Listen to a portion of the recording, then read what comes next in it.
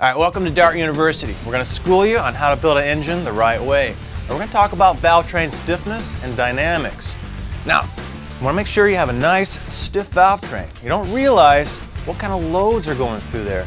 You know, whether it's just static from spring pressures, but the real loads are dynamic. Movement of that valve almost instantaneous at high speeds. You're going to get high forces, big deflections. Now you can see this rocker arm stud, nice 7/16 ARP mounted solidly into the cylinder head. But you got an arm out here putting a lot of load on there, you're going to get a lot of deflection. Now we've got a pretty mild cam, pretty mild spring. We're going to show you with a dial indicator as I go through the motion and I start to load my valve and spring. You can see this dial indicator start to deflect. Now that's about 6, 7, 10, maybe 12 or 14 thousandths of deflection just from barring my engine over. Now imagine when I start to put a serious load, 6,000, 7,000 RPM, I'm going to get a lot of motion through my arms. My geometry is going to get a little bit all over the place. I want to make sure I tighten that up. I'm going to go do some high performance building, high performance driving.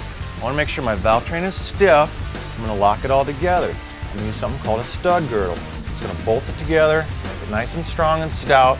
We're going to go ahead and build all this up. We're going to show you how to install one. All right, we've got a couple different girdles here. We've got a small block Chevy. This is the most simple. And we got the big block Chevy. Now I'll show you this one because it's easy. Now, all it does is it simply clamps on each of the rocker studs, locks them all together. Piece of cake. But the trick is, you want to go ahead and leave all your adjustment till after you've got this thing pretty snug. You can still get things tight because you're going to move your studs around a little bit as they all straighten up. So you don't want to set your lash, then move them a little bit by clamping them together. You want to set your lash afterwards. Now, the big block's a little more complicated. Why? It's because you've got splayed valve angles. So here's everything bolted together, and you can see in that view, not so straight, and lots of funny angles there. So a lot of complication going on, but it's pretty simple. We've got longs and shorts on our studs, or our nuts anyway, and we'll show you where those go. So I got my plate. We've got the longs on the intake side. They're just kind of finger tight, ready to get everything just kind of all put together.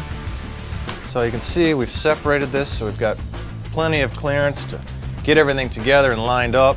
Now we're going to come with our shorties on sort of the exhaust side. We're going to finger those guys in, you know, and you'll run them down, but just finger tight. We'll get them all together. Now we're ready to start pulling this girdle together. That's going to pull everything nice and tight together. But we're going to have to find our home because we've got these different angles.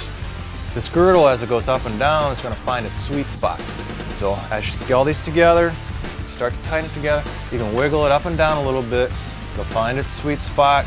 Now you can start to tighten it enough so you can go and set your lash. Once you've set your lash, then you come back, tweak everything. Now it's solidly together. But last step, bar your motor over. Make sure you've got everything, plenty clearance in there. You don't want anything to rub, you know, or bind in there. Once you're done with that, you're ready to go out there and make some power.